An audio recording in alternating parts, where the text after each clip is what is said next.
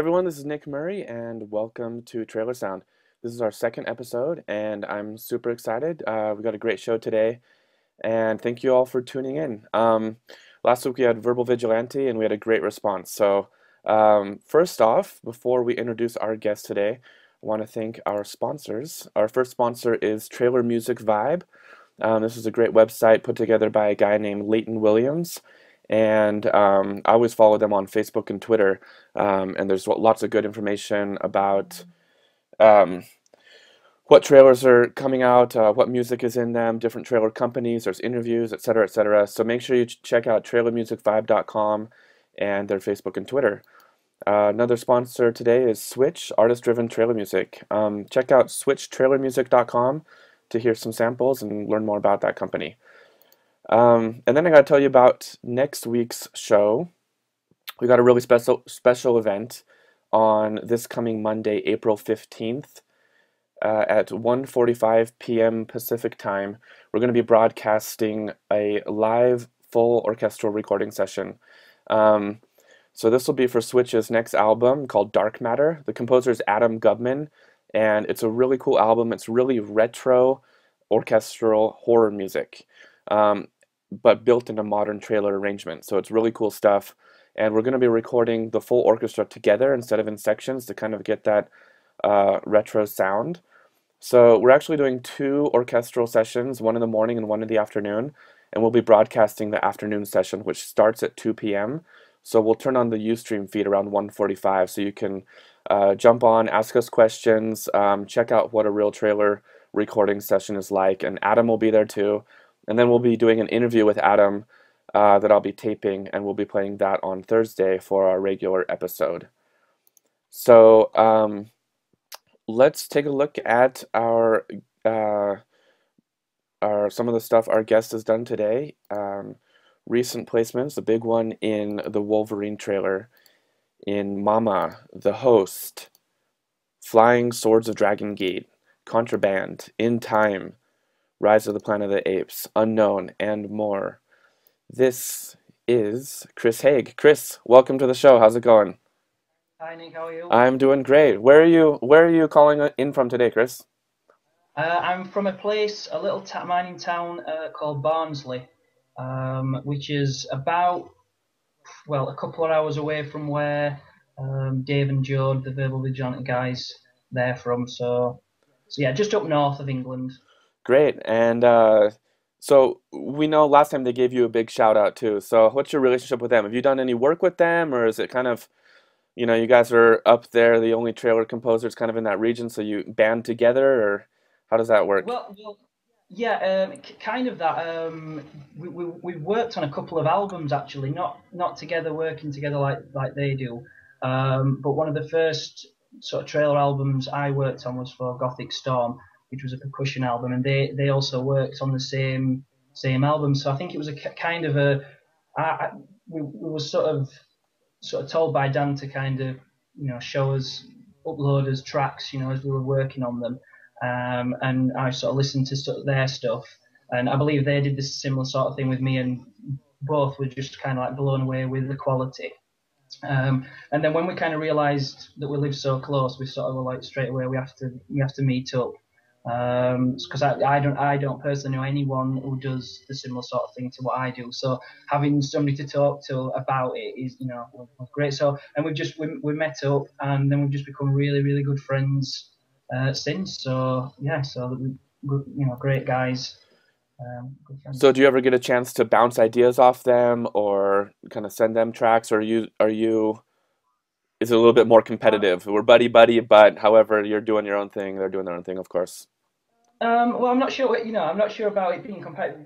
I think it's when they've been here or I've gone up to see them, we've kind of shown each other tracks that we're working on, things like that. So, but we've kind of not got into a point where I've sort of sent them anything that I've said, oh, what do you guys think to this, or how could I improve this, or vice versa. We just kind of, we work quite separately in sort of companies, or what sort of things we work on. They do a lot of sound design, and I've not done really a massive amount of sound design. So So I mean, we may do that eventually. 'Cause they're sort of really, really amazingly talented composers. So it'd be good to do that at some point, maybe. Yeah. That'd be great. It's interesting to see some of your guys' credits cross over too.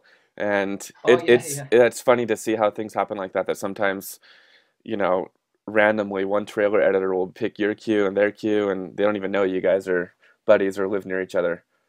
Yeah, well, I think it was in the host, one of the behind the scene things, it kind of came out of my track into one of their risers, I think. So it's kind of cool. Nice, nice. So one thing when I was going through your website, and everyone make sure to check out Chris's website, chrishaigmusic.co.uk, is the diversity of your music. There's albums of epic emotional piano cues with string orchestra behind it. There's really rock-centered cues. There is some sound design stuff there too.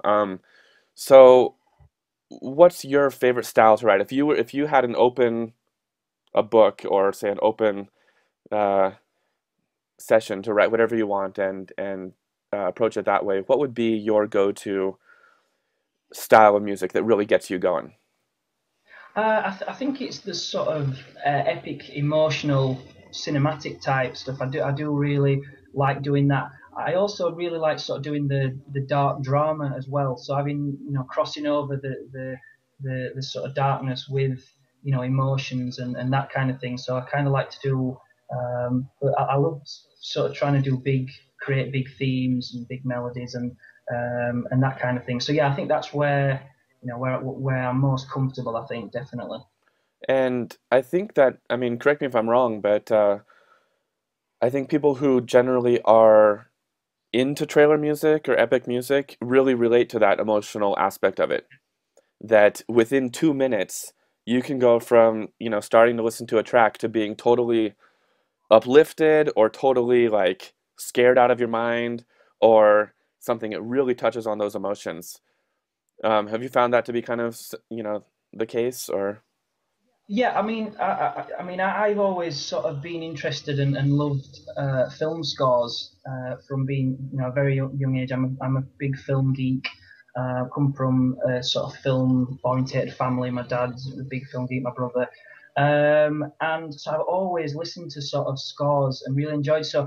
And it always intrigued me how a score can from one moment in a massive battle scene in music, and then suddenly it can turn to this beautiful chilled out music and juxtaposition between the two things of having a scene of sort of quite horrific battle sort of scenes with beautiful music and how it can sort of change your emotions. So I was always very very intrigued in how that was done, and kind of wanted to try and do that, myself with my own music. So, and so yeah, I tend to just try and write music that I think that I'd like to listen to as well. If that makes sense. So yeah. Well, I hope you like what you're writing, otherwise you'd be in a lot of trouble. Yeah, I suppose. Yeah. But saying that though, I don't sit with my headphones. I'm listening to my music all the time. True, true. That would be a little bit awkward. Yeah, Um, yeah. so when you're writing a cue, whether it be something big and epic or dark, how do you know when you get to that point that you got something? That you may start out experimenting with some chords or some percussion ideas or who knows what, some percussion or some production elements, and then there's a threshold. Then there comes a point where it's like, oh, that's good. Let's go with that from there on. How does that work with you? How do you know that this is something you're going to develop into a big trailer queue? Yeah, I think for me personally, it's if I'm sort of writing an orchestral or choral type trailer track. For me, it really starts from the melody. So I will sort of play around with melodies, and then when I find something, when I know that I've got like a good theme, then I know that building upon that becomes a lot easier. So that's sort of where I start. But sometimes it can be a case of I'm just writing and the track sort of starts building itself up, and then suddenly, without me even noticing, oh, I've got a great part here. and then I know exactly where I want it to go into the next part. Is one thing with trailer music, you think you've got to the point where you can't get any bigger, and then you need to make sure it is bigger. So I think sort of melody for me is the real starting point when I'm writing that type of music anyway.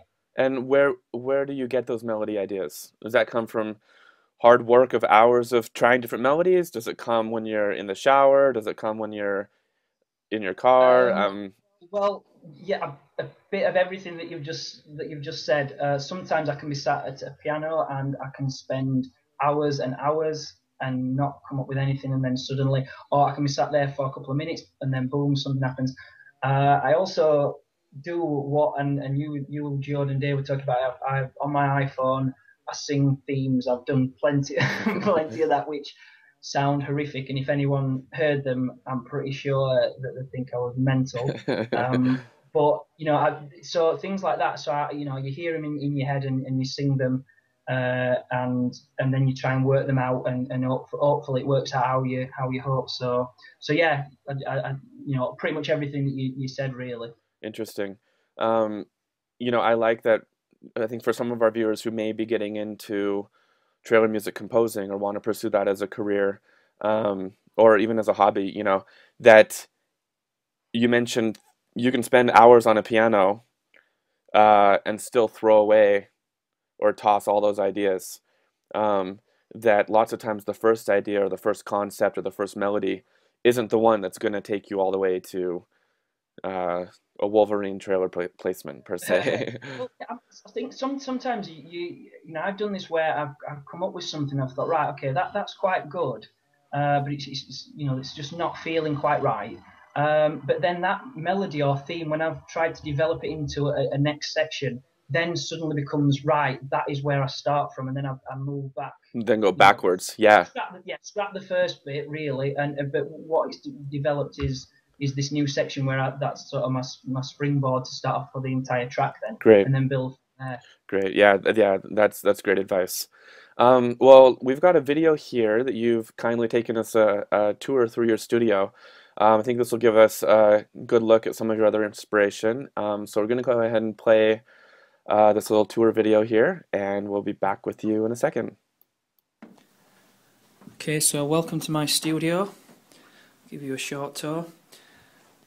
Starting in this corner, I've got some ethnic percussion, an African djembe that I bought in Gambia, and some Indian tablas, as well as an African pot drum. And at the side of that, I've got my Roland TD9 V drums.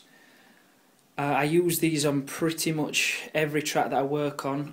My main instrument, or the instrument that I started on, was the drum kit, so it's great to be able to play them like a drummer rather than bashing, on the keyboard with your fingers. So they're great. And then on just a couple of posters of some of the trailers I've been involved with.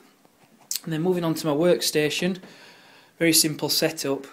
I've got a CME UF80 MIDI keyboard with Amarachi keys. This is great because it's got the faders and the knobs, so if you're wanting to do any kind of on-the-fly filtering within your VST or your sequencer, you can do that. It's great. I'm using a PC with an M Audio Profire 610 sound card, and then neatly tucked away under here I've got some of my libraries that I use. For monitoring, I use the Adam A7s, and these are great speakers. Give a really good sound.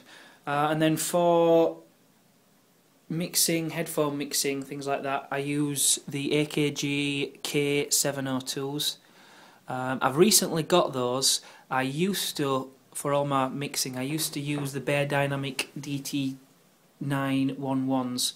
And the good thing about these, or having them both, is they both sound very different. So when I'm mixing, I tend to use them both and tweak the mix accordingly. And then in this corner, for any vocal work or sort of violins or anything like solo violin or anything like that, I use the SEZ5600 condenser microphone. That's a really nice sounding microphone. I've not been in this room that long, so I've not really had a chance to do much to acoustically soundproof it. And then here's just a couple of guitars. I've got a semi-acoustic guitar, electro-acoustic guitar, and an electric guitar. And that's pretty much it. So thanks and bye. All right, Chris, so we're back with you now. We noticed that you talk about your influence with drumming and percussion. We see that you have an electronic like MIDI drum kit there, and then a bunch of ethnic percussion as well. What's your background in that? How long have you been playing drums and percussion? Well, I started the drums when I was about 14, 15, because my dad was a drummer in bands and stuff in the sort of 70s and that kind of thing. So me and my brother basically just got his drum kit out and it started from there. So I was about 14, and to be honest, until I was about 20, I had really very little interest in composing music or writing music at all. I drummed in bands and that kind of thing. So I was more interested in just being a drummer in a band, really. So and then so I've always sort of been quite interested in rhythm and all that kind of thing. And I think early stages when I started writing, a lot of it was based around rhythm and things like that, and drums. That's how I kind of started feels for tracks and things. So, do you ever start a cue with a drum beat or a rhythm, or are you more melody and then add drums? When I'm writing a percussion track. I guess that's true. No, not really. I suppose with when I'm writing sort of string pieces, because trailer music has got that sort of short, riffy staccato string type thing. That, I guess, that is kind of, well, it is definitely rhythmical in that way. So I try to sort of create rhythms that way. But I think I can't really remember an instance when I've really started a track where I've started with the drums, really. So I'd probably say no. Yeah. All right, well, let's just want to let everyone know as well that we are live on Twitter and on Ustream, of course, so feel free to ask any questions. Let's see, Jode's asking you a question right now. Chris is a percussion ninja, says Jode still. Thanks, Jode. Hey, anyone else who who wants to ask Chris any questions, make sure to, you can either type them right here on the Ustream page, or you can tweet it in. Our Twitter is at TrailerSound. So just ask any questions. We'll get to them anytime, and Chris will hopefully have an answer for you. They're not allowed to ask about my Steadicam work on the studio video. Hey, it's fine. It's fine. It's all good. Also, I guess in that studio video, one other question I had was the importance to you of a good set of speaker monitors. You talk about having the Atoms in there. How important, if you're a composer or writer, is a really good set of speakers that you can trust? Well, I think it goes without saying, really, that you definitely need a good set of monitor speakers. I tend to, whenever I'm doing any mixing, like I sort of showed in the video, I've got sort of two sets of headphones, and they do sound surprisingly different. I get such a different sort of mix through each of them, but obviously when you're doing a sort of mix on your headphones, you're not getting any other sort of real freak. You're getting a really sort of honest sort of sound and mix, and then as soon as you put it onto the speakers, then it can sound, or the monitors can sound, different again. So I think you've always just got to keep tweaking. I sometimes as well, I've got a set of kind of Bose computer speakers that every now and again I set up, just as you will know, to get as many different mixes. Sometimes I'll even burn a CD off the track and listen to it in my car, just to get as many different, because sometimes you listen to it in the car and I can't remember hearing that particular instrument stand out as much when I was mixing it. So then you go back and tweak that. So yeah, I think it's really, really important to have a good set of monitors, definitely. Yeah, yeah, great. All right, so I know everyone's probably dying to talk about your most recent placement in the Wolverine trailer. Um, this cue was recorded with Immediate music, is that correct? Yeah, yeah. And what's that process like? Did you submit to them a demo? Did they approach you and said, "Hey, we're working on this project," or? Yeah, well, I think originally, I mean, when I first sort of started, I sent a few demos to Immediate Music, and there was some that they initially liked, and then others that they sort of said, no, this is not right. And then I've always kind of every now and again, when I've not been working on anything else, and I've just composed a track, I may sort of send it off to Immediate. And the one that was Vindicator, that actually sounds, the original track that I started with sounds quite different to, how it ended up.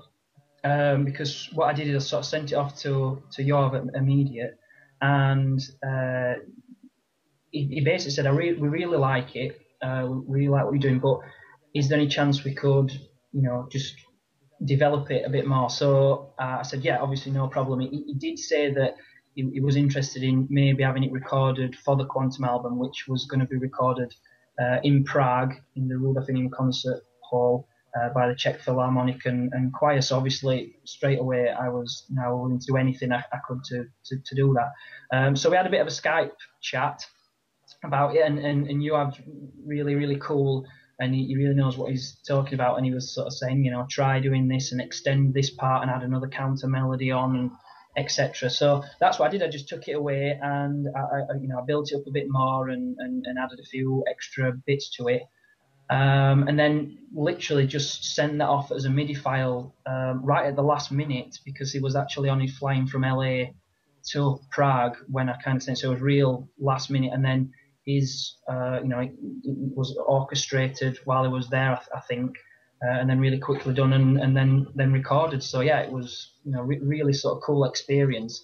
And another thing that was also really, really cool about that, as you will know yourself, when you compose a track, from starting the track to the very end where you've finished mixing and you send it off to get mastered, you must listen to the track, thousands and thousands of times, over and over again, make sure the mix is right while you're actually composing it. With this track, it was really sort of a strange way of doing it, because I'd composed it, but it was all done sort of MIDI. And then the next time I actually heard it was when I got it completely done, mastered, and everything that I'd done had been replaced by live players, orchestra, choir. The guitar that I put down was redone in LA in their studio. The drums that I put down was re-recorded, and all mixed and stuff. So I got it back, and it was kind of like, yeah, it was my track, but it was like, what, really fresh. Because sometimes when you get to that point after you've heard it for the gazillionth time, you kind of get a little bit like, oh god, I don't really want to hear this track ever again. But and with that one, it was so fresh. So yeah, really, really cool experience. Wow, that's amazing. So they actually orchestrated it when they were already in Prague? I believe so. I know it was very last minute, Wow. because I can remember you are telling me that it was getting on the plane, and I think it was still making slight adjustments to it, and then I sent it over at the last, just literally sent all my MIDI files of this, everything that I'd kind of done, Wow. and all my stems as well. I'm not sure if any of the bits, the big drums that I'd put in and any of the was used. I'm not sure. I doubt it, to be honest. Right. But yeah, I can remember it being very, very much a last minute sort of thing. Well, you've definitely talked a lot about the strength of melody in your composition. So I want to go here and show everyone a little bit behind the scenes of this recording session, and they can hear a snippet of it. We can't play the full track because Immediate still owns this track, and it's an exclusive track, of course. But we can hear a little bit here on Immediate's behind the scenes video of the making of Quantum, which is on YouTube. And then we'll jump right in and watch the trailer so we can hear it in context. And I think we'll hear probably what you'll have heard is the strength of this big epic melody here. So let's go ahead and play a little bit here from the making of Quantum and Chris Haig's track Vindicator.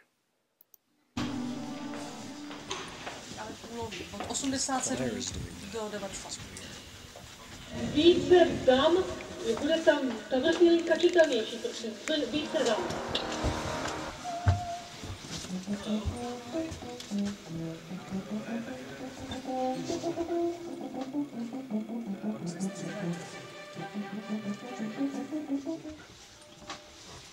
Okay, what do we got?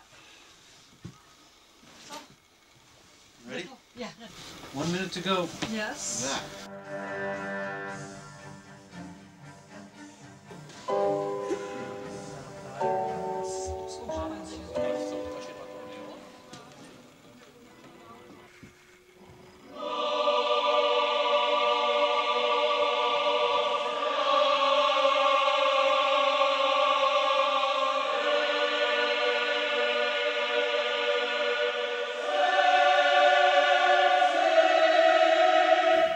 Mně osobně to tady teda zní docela vyrovnaně. Tak pojďme, ještě jednou ten noc.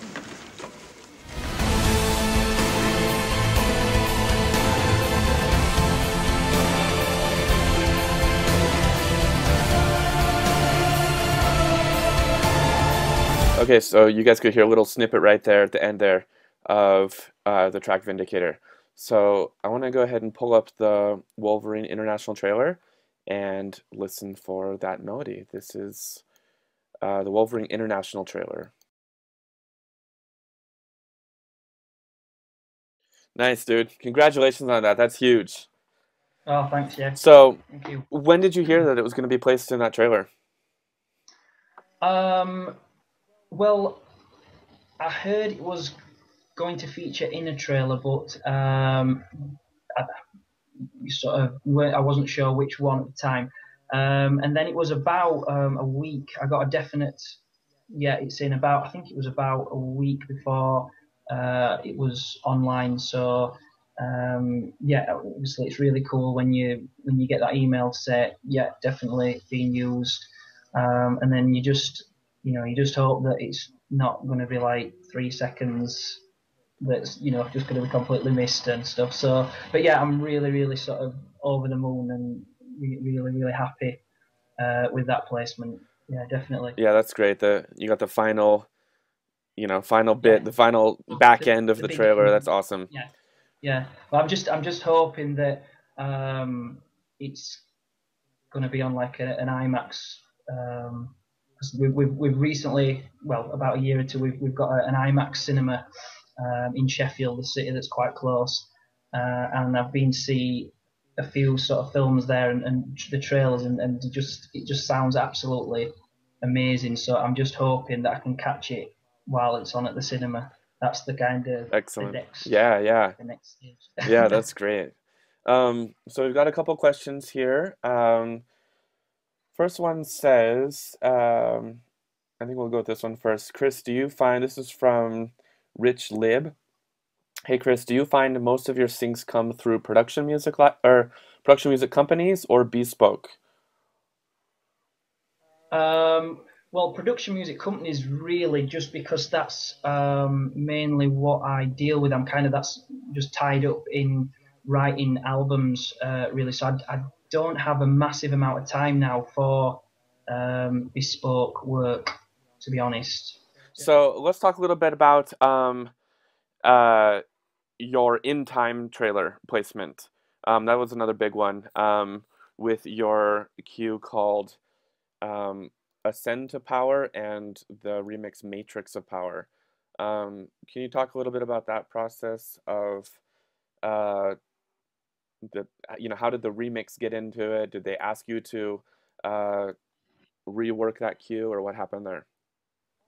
No, I mean the original track. It was for Gothic Storm, and Dan likes to with each sort of album, the original album, he likes to kind of do sort of remixes. So out of the one track, out of the main track, whether it's sort of like an epic orchestral one do maybe like a heavy rock version of it, or an electronic version of it, or just basically like a percussive version of it. And so the original track that I did it was for Epic Euphoria album or something, Rockestral Euphoria, I think it was, for Gothic Storm. And that, and Center Power was the original track, and then Matrix of Power, which was used in the In Time trailer, that was the kind of electro remix. And yeah, basically that got placed. I've got a few sort of contacts within the sort of some trailer houses and things, and I've sort of sent them a few bits, and they got some, and they basically, I think they just contacted me and asked me if I could send the stems for Matrix of Power, and which I sort of did. And then the next thing I heard, it was sort of 20th Century Fox had decided to use it, and it was the first sort of like 50 seconds of that trailer. So yeah, and that was, a really kind of important one for me. It was the first real orchestral big track that I'd had featured in a trailer, and it was also as well the first time I'd sat in the cinema and actually seen the trailer in kind of all its glory and that kind of thing. So that sort of trailer is really, really special for me personally, and it was also used in quite a lot of the TV spots and the behind the scenes. So there was quite a few times where I was sat at home just watching something, and then the TV spot would come on. So it was kind of a bit of a double whammy in a way, because it was the first time I'd heard it in the cinema, and then it was also the first bit of music that I'd really heard on TV. So yeah, it was a really, really cool, and got fond sort of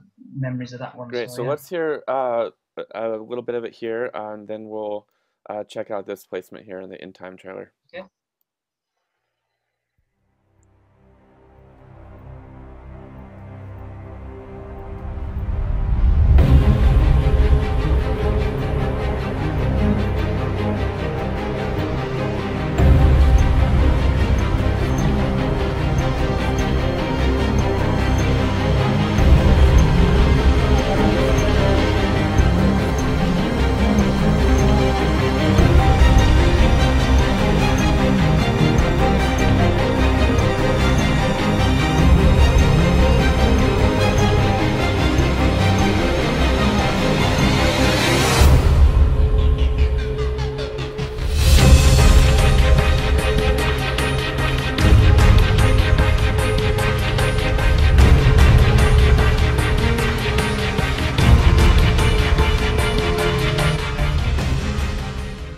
So the cue goes on there. Let's check it out in the trailer now, and I think the trailer opens with it. Is that correct?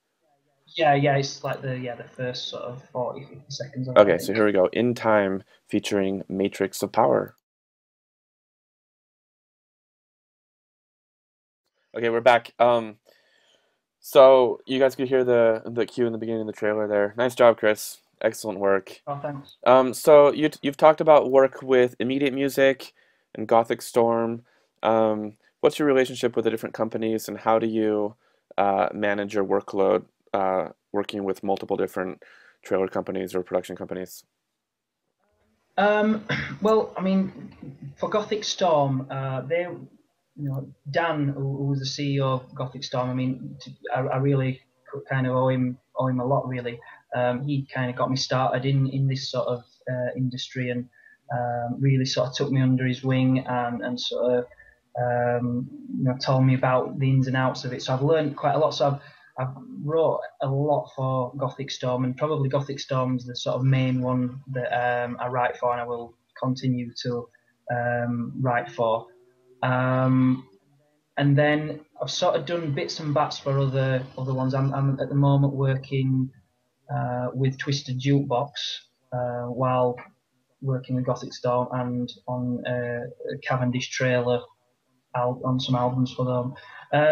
I think it's just a case of originally when I first started, I found it very, very difficult to multitask in a way where I had to write a track or a project and finish that project before I was ready to move on to anything different. Whereas I think you kind of just have to adapt and learn to sort of be able to write for multiple projects, and do them in between. So I think that's just a skill set that you learn as you're doing it. You just have to do that, as you'll know yourself. You just keep writing, and you find that more and more projects, and you do tend to sort of, if a project comes in or someone wants you to write for their album, you tend to just sort of go, right, I'm pretty sure I can fit that in. And you usually do. You just have to. You just do whatever you have to do, whether you're writing till daft o'clock at night, or way into the morning. You just have to do it. So I think it's just one thing that you kind of learn to as you keep writing. The more and more you keep writing, the better you kind of get at it, and the better and the quicker you become at anything. So it's like practice makes perfect, really, I think. So, though I'm not perfect. do you get requests for TV projects or promos or things like that too, or is most your stuff that makes it to TV, maybe not the big theater, but on TV, is that from the trailer libraries themselves?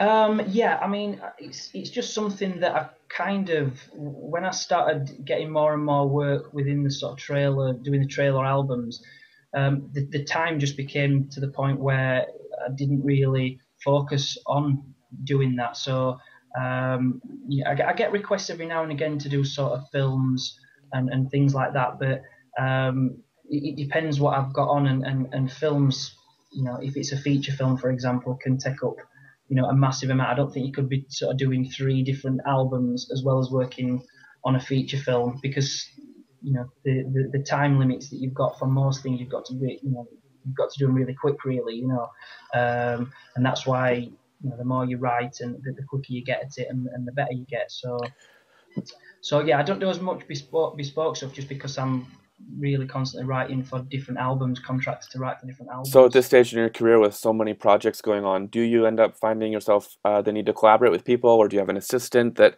helps you do some of the work, or are you a one-man show? Well, I've normally just pretty much worked by myself, other than I think when you're working for someone else, it's always a slight collaborative project, because like when I'm working for Gothic Storm, I will never get to the end of a queue and say, right, that's it, it's done, I'm finished on it. It's got to be approved by Dan.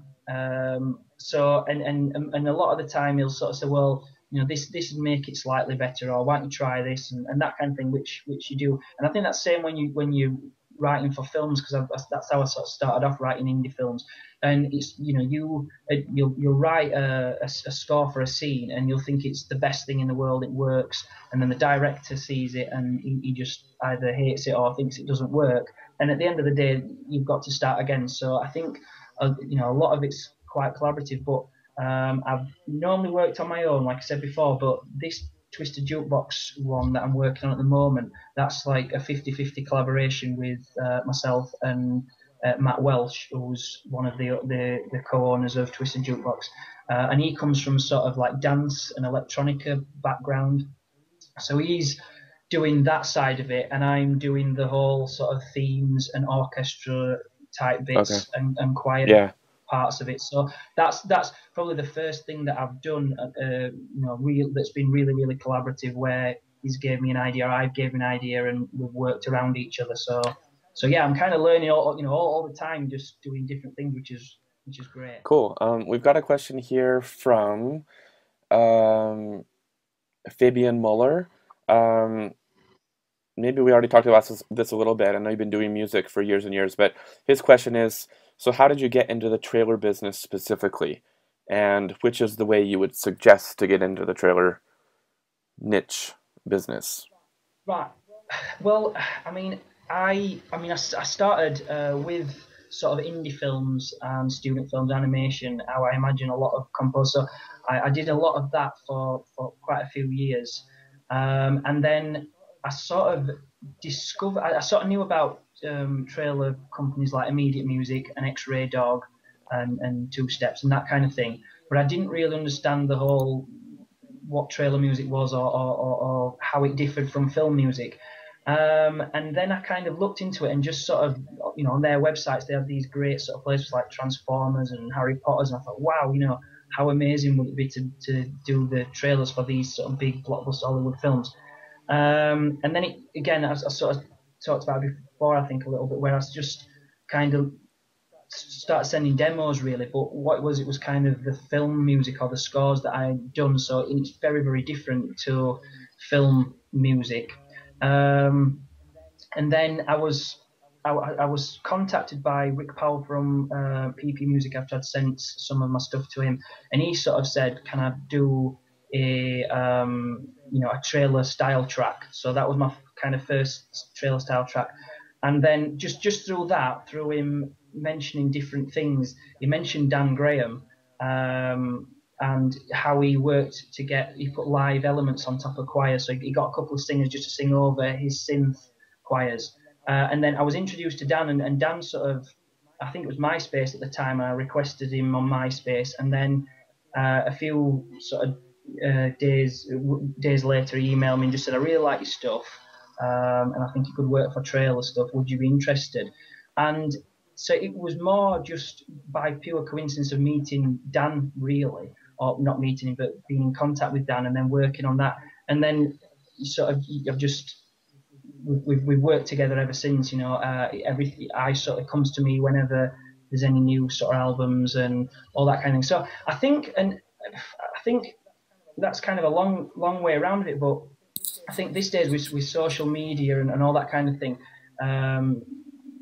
you can get a lot of people to hear your demos a lot easier with stuff like SoundCloud and Facebook pages and all that kind of thing. So I think the main thing is that if your music's good enough and like I say like industry standard, then people will sign your music because they then in turn make money from you as well, because they take their sort of commission. It's their job to get it placed and that kind of thing. So I don't think there's any fast track. I think you've just got to get good at what you do and just make contacts with people and sort of communities like what you sort of started up and all that kind of thing makes the world slightly smaller, that you can contact people. Great. And even just emailing these big companies, they will get back to you if your music's right and they see something in it. They will contact you. There's no doubt. Yeah, for sure.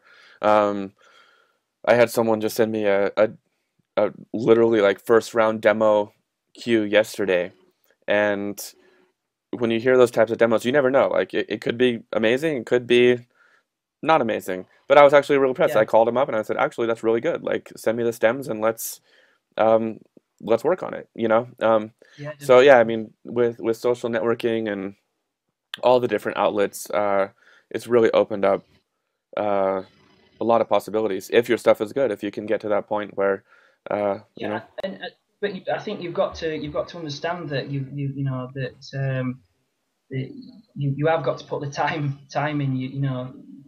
A lot of people spent years. There's a lot of guys out there who've been doing it for years and years, and the stuff's sort of top notch, and you've kind of got to compete. So I think you need to be very, very self-critical with your music before you start publishing it around and posting it and things, because there's people out there who do it and they're really good, and then there's others that you kind of go, not so great, right. And but they're making out that the sort of trailer companies or the trailer music, and I think you've got to be very self-critical and before you let other people hear it, because they will be pretty honest with you, or you'll just not hear anything. Of course. And one thing I always tell people if they send me something, I always kind of preface it by like, do you want a real answer? Like if you want me to be like Simon Cowell and like really tell you like the honest, like, okay, it has potential or it totally doesn't, or it's good, but your strings sound like straight out of the box MIDI. They need a lot of production or something. And then most of the time I think people are receptive to that and want to improve. But you're right, it definitely takes hours and hours a day for years to work on this craft. So let's let me ask one more question here. We got a question from Alex Dmitrievich. Alex, sorry if I'm butchering your name. He's actually going to be on our show in a few weeks. He wants to ask, do you listen to other trailer tracks in your free time? Yeah, I do listen to other stuff when things get posted. It tends to be a lot of the newer stuff now, you know, sort of younger composers, or well, not younger composers, but newer composers who are starting, and I kind of listen. You know, I get a lot of that sort of stuff sent to me. So yeah, I listen to that sort of stuff. But I'm still a big sort of film music listener. I tend to listen to what kind of new film soundtracks are out and that kind of thing if I'm listening to that sort of stuff. But yeah, I suppose that, you know, I do. I think you've got to keep. It gives you a good idea of where things are changing, Right. where things are moving as well sometimes. Right.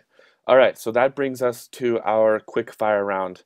Let's talk briefly. Keep your answers really short, and let's just jump right into it. Let's talk about string samples. What's your go-to string samples? East West Quantum Leap Hollywood Strings. Okay. That's what I use. Brass. Again, East West Quantum Leap Hollywood Brass. Can you run both of those Well, at the same time, or how are you doing that?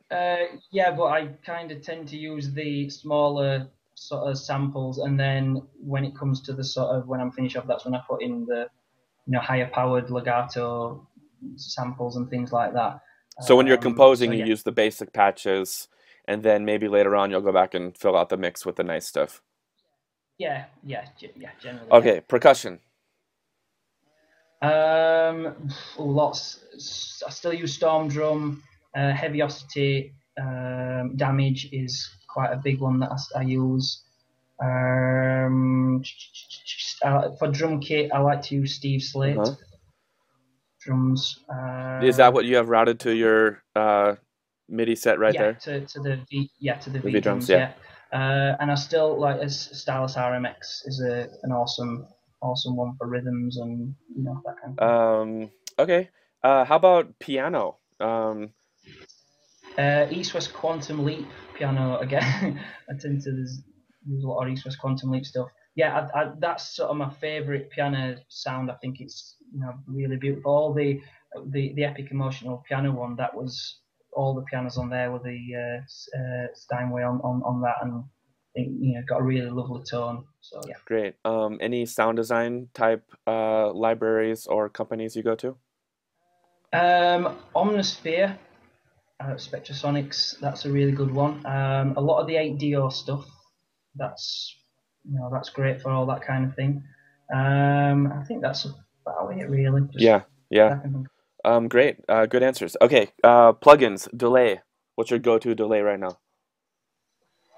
Well, if I'm honest, I tend to use a lot of the delays within the VSTs. It's very rarely, because what I tend to try and do is have when I'm doing it MIDI in the composition, I tend to have it as mixed as I possibly can and put a lot of the effects on there. So the main things that I put on when I come to the audio part of it is sort of reverb, a few EQs, and compression really. Okay. So I tend to use a lot of the ones within that. Great. So what's your go-to reverb then? Reverb, Okay. Waves, I thought you were going to say Quantum Leap again. No. I've kind of found a really nice plate that I've worked with, and that's Okay, and then let's just talk about your stereo bus. Say you're not recording a full orchestra, live orchestra, and you need to put out a really high quality MIDI cue. What's your stereo bus look like? Well, I use like an R comp from Waves, and then I like to use T-Rax. They've got a really nice sort of mastering EQ that just irons out all the little kinks in the mix and stuff. So yeah, that's what I put over the master. Cool. Great job. You passed the quick fire round. We got one last question here from Mate Opasquale. Mateo Pasquale. There we go. Sorry, it's all one word on Ustream there. Do you start with a fixed template, or do you start each cue from scratch? Yeah, I do. I start each cue from complete scratch. I've got my go-to that I start with, but I don't really. I I can see why people use the templates, but I tend to try and start each cue sometimes by I've got the general ones that I put in straight away. There's the whole, Hollywood strings if I'm writing that kind of thing, and the brass. But then percussion, I tend to see what the kind of track needs, and then I'll try different things. So yeah, I tend to just start from a really blank canvas every single time. Maybe I probably should set up some kind of projects, but anyway, it kind of works all right Yeah, so far. So. great. Well, thank you so much, Chris. We're about out of time now, and I've learned a lot. I mean, this has been awesome. I do feel like we should be interviewing you, though. Hey, well, it's my show. I'm the boss. Oh, and one last thing for this is for Dave and George. This is my the new trailer sound along with the mandolin and the didgeridoo. Hold it up a little bit higher. Hold it up a little bit higher. Okay, my African finger piano. Okay, so we're gonna get a mandolin, didgeridoo, finger piano, and lap harp, if I believe, cue going, or maybe a whole library, probably. Yeah, that's going to be the new trailer Great, sound. great. Is there anybody you want to give a shout out to? Any sponsors, any companies, publishers? Yeah, just I've mentioned Dan Graham, Gothic Storm, Jordan, Dave, proper love those guys. Guys at 5 Alarm, Yoav and Ali from Immediate, and just guys, the Trailer Music News, Trailer Music World, Trailer Music Vibe. They get the people who really sort of put trailer music into the ears of just people who wouldn't probably normally, and give it a bit of a voice sort of thing. So yeah, all those guys and you and yourself. Well, thanks, Chris. And then last thing is, where can people find you online? I'm on www.chrishaigmusic.co.uk, and then I'm got Facebook, www.facebook.com/Chris Haig Music, and then Twitter /Chris Haig Music. So on quite a few of the social media sites. So yeah. Great. Well, thank you so much. This has been awesome. Another great episode. And make sure everyone, again, to tune in this coming Monday, the 15th. If you want to check out our live orchestral recording session. Again, you'll be able to ask any questions during the session and stuff like that.